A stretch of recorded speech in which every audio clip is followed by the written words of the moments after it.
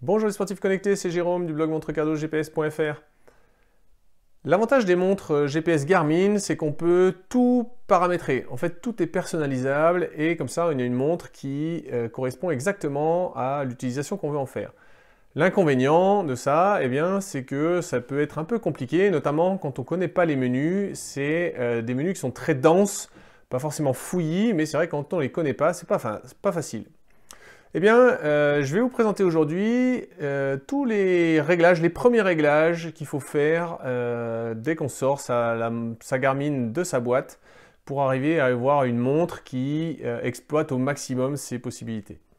Pour ce tuto, je vais utiliser une Epix et une Fenix 6X Pro Solar, mais vous retrouverez des menus qui sont très similaires, quel que soit votre Garmin.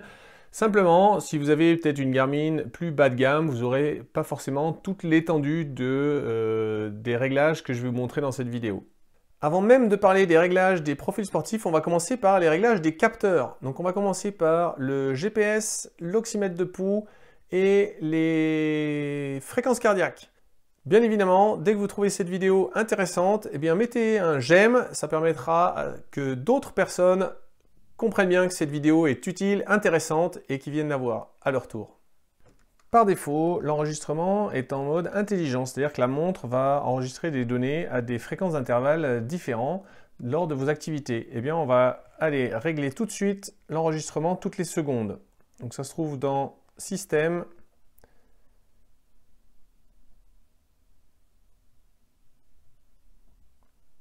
Enregistrement de données, Fréquence, et ici vous choisissez non pas le mode intelligent, mais le mode toutes les secondes. On va ensuite aller régler le mode de GPS. Alors là, ça dépend de la génération de votre montre. Si vous avez une Epix ou une Fenix 7X, alors vous avez un paramètre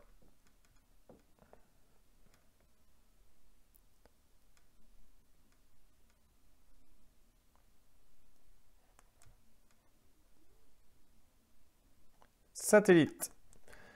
Et ici, vous pouvez choisir GPS, tous les systèmes, c'est-à-dire GPS, Galileo, GLONASS et IRNSS, tous en même temps, ou alors tous plus multibande.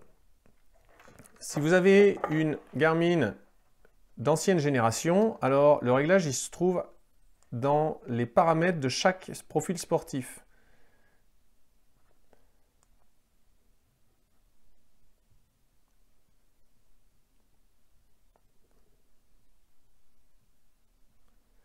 Et il est un peu différent puisque là vous avez le choix entre GPS seul, GPS plus GLONASS, GPS plus Galileo.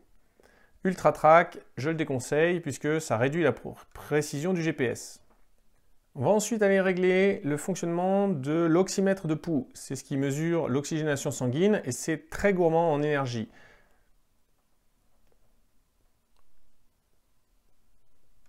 Ça se trouve dans capteur, oxymètre de pouls. Et là, vous avez trois possibilités. Vérification manuelle, ça veut dire qu'il est en off, sauf quand vous demandez une mesure d'oxygénation sanguine.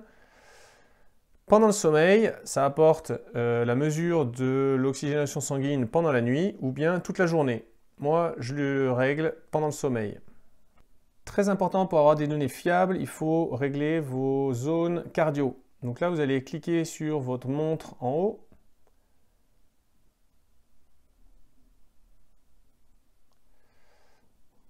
Et ensuite, vous allez chercher profil d'utilisateur. Là, vous avez en bas fréquence cardiaque. Donc là, vous allez commencer par régler votre fréquence cardiaque max. Vous pouvez activer la détection automatique ou bien la rentrer manuellement. Même chose pour votre fréquence seuil et pour votre fréquence cardiaque au repos. Alors, vous pouvez soit utiliser la moyenne, ça c'est la moyenne des nuits, ou bien vous la rentrez manuellement et n'oubliez pas de la changer si votre fréquence cardiaque au repos évolue avec votre entraînement ou au contraire votre manque d'entraînement. Et enfin, vous pouvez choisir les zones, donc basées soit sur la fréquence cardiaque maximale, soit sur la réserve de fréquence cardiaque, soit sur le pourcentage de seuil lactique. Moi j'utilise la réserve de fréquence cardiaque Et si jamais les zones ne correspondent pas à celles que votre coach utilise, eh bien, vous pouvez changer le pourcentage de transition entre les zones. Si votre montre supporte la cartographie, alors super important, je vais vous recommander d'aller télécharger une autre cartographie que celle de base fournie par Garmin. Ici, vous avez une Fenix 6X Pro Solar avec la carte Topo Active fournie par Garmin et vous voyez qu'on voit pas grand chose. On voit des routes, on voit la forêt, des champs, pas de chemin, rien. Ici, vous avez une Fenix 7X Saphir avec la cartographie d'Alexis. On voit les routes, on voit des chemins, les courbes de niveau, forêt, des champs. C'est quand même beaucoup plus détaillé. Si vous êtes intéressé par la carte d'Alexis, eh bien, je vous mettrai le lien dans la description pour la télécharger et puis un tuto en mode pas à pas pour savoir comment l'installer. Je vais maintenant vous montrer comment créer des profils sportifs perso. Il y a deux utilisations à ça. La première, c'est si jamais vous pratiquez un sport qui ne fait pas partie de la liste des profils sportifs fournis par Garmin, eh bien vous allez pouvoir rajouter ce sport avec un profil sportif personnalisé avec le nom du sport que vous pratiquez. La deuxième possibilité, c'est de dupliquer des profils qui existent déjà pour pouvoir faire des réglages différents. Par exemple, vous pouvez, à partir du profil course à pied, vous faire un profil course à pied sur piste, un profil course à pied ultra, et comme ça, sur chacun de ces profils sportifs, vous allez pouvoir mettre des réglages différents, notamment des réglages de précision GPS, d'activation ou pas du capteur cardio, etc., de personnalisation des champs de données. Parce que sur une séance sur piste pour faire du 10 x 30-30, on n'a pas besoin des mêmes données que lorsqu'on fait un ultra de 80 km ou plus. On va donc appuyer sur Start.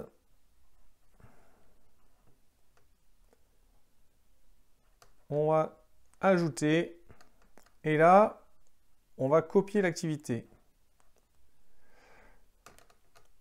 La première étape, c'est de savoir quel profil sportif vous voulez copier. Ça a un impact derrière, par exemple, si vous voulez faire un profil pour la marche nordique, eh bien, course à pied, derrière, il y a par exemple l'algorithme de calcul du VO2 max. Si vous choisissez de copier l'activité randonnée, il n'y aura pas de calcul de VO2 max. Donc voilà, en fonction, si vous voulez faire un profil de roller, un profil de je sais pas quoi, eh bien, passez 30 secondes pour réfléchir quel profil sportif vous allez copier. Là, dans mon cas, je vais copier le profil course. On va lui donner un nom. Donc là, pour le test, on va l'appeler A. Et puis voilà, à partir de là, vous pouvez paramétrer, personnaliser tout ce que vous voulez sur ce profil sportif. Terminer. Définir comme favori. Et là, vous le placez dans votre liste de profils sportifs. Par exemple, ici, après la course à pied. Toujours sur les profils sportifs, je ne peux que vous encourager à aller personnaliser tout ce qui est réglable sur les profils sportifs. À commencer par les écrans de données, où là vous pouvez changer la disposition. Vous pouvez mettre 4, 5, 6, 7 et si selon la montre que vous avez jusqu'à 8 données. Vous pouvez changer les champs de données. Donc là, si vous ne voulez pas la distance, vous pouvez mettre autre chose. Vous pouvez changer l'ordre des données, l'ordre des écrans. Et si vous allez tout en bas avec le plus, eh bien, ajouter des nouveaux écrans. Écran de données, jauge de fréquence cardiaque, dynamique de course à pied, partenaire virtuel, altitude, etc. Vous avez compris le principe. J'ai fait une vidéo qui couvre l'ensemble de tous les réglages des profils sportifs que j'ai réalisé avec une Epix. Et bien, grosso modo, vous retrouverez, même si vous avez une autre montre, du moment que vous avez une Garmin, vous retrouverez à peu près la même organisation des menus. Simplement, il se peut que vous ayez moins d'options, moins de possibilités. Mais profitez de toute la personnalisation qu'il y a sur ces profils sportifs. On passe à la personnalisation des widgets. Il y a beaucoup de widgets chez Garmin et on peut choisir ce qu'on veut afficher et choisir l'ordre dans lequel on veut les voir affichés. Donc pour là, c'est simple. On fait une pression sur le bouton haut et ensuite on va aller voir le petit crayon ici, une pression sur le bouton bas, modifier. À partir de là, on peut modifier chaque widget déjà présent. Donc par exemple, le widget de sommeil, on peut choisir de le descendre ou le monter dans l'ordre de rotation. Et si on va tout en bas, sur le petit plus, on peut choisir d'ajouter un widget parmi la longue liste des widgets Garmin. Si jamais vous vous rendez compte un jour que vous n'avez plus de données météo sur votre widget météo, ou que vous n'avez plus les données, par exemple sur votre watch face qui affiche comme ici la température, eh bien, ça ne vient pas de la montre. Dans la majorité des cas, le problème il vient des réglages sur votre smartphone. Il faut que vous alliez dans les réglages de votre smartphone pour autoriser l'application Garmin Connect à accéder à votre position en permanence. Et quand je parle de position, c'est la position de votre téléphone, pas la position de la montre. Concrètement, si Garmin Connect ne peut pas vous géolocaliser, alors il ne peut pas savoir où vous vous trouvez et donc il ne peut pas savoir quelle est la météo de l'endroit où vous vous trouvez. Donc là c'est simple, vous allez dans les paramètres de votre smartphone, ça dépend si vous avez un iPhone ou un téléphone Android, et vous autorisez Garmin Connect à accéder à la position de votre téléphone. Après les widgets, on va passer au menu de commande. Le menu de commande, c'est le menu de raccourci qu'on ouvre par un appui long sur le bouton Light.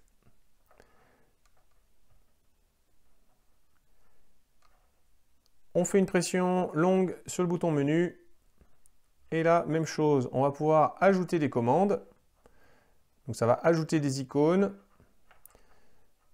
Ou alors réorganiser les commandes si vous voulez changer des positions dans l'ordre de rotation. Et enfin, supprimer des commandes. Si jamais certaines commandes par défaut vous sont inutiles, eh bien vous pouvez les supprimer comme ça. Vous pouvez encore ajouter une touche de personnalisation en personnalisant les boutons raccourcis. Donc pour ça, on va dans le menu Système et on descend sur Bouton raccourcis. Donc ce sont des combinaisons de touches. Là, il y en a déjà quelques-uns qui sont paramétrés par défaut par Garmin. Et puis, on peut personnaliser ce qu'on veut. Donc par exemple, ici, une pression du bouton Back et Up. Eh bien, on peut lui donner différentes fonctionnalités, y compris prendre une capture d'écran. Changer de sport, ça c'est utile si vous voulez pouvoir basculer d'un mode sportif à l'autre à la volée de manière manuelle. Chrono, commande musicale, enregistrer la position, ça sont des choses que j'utilise parfois.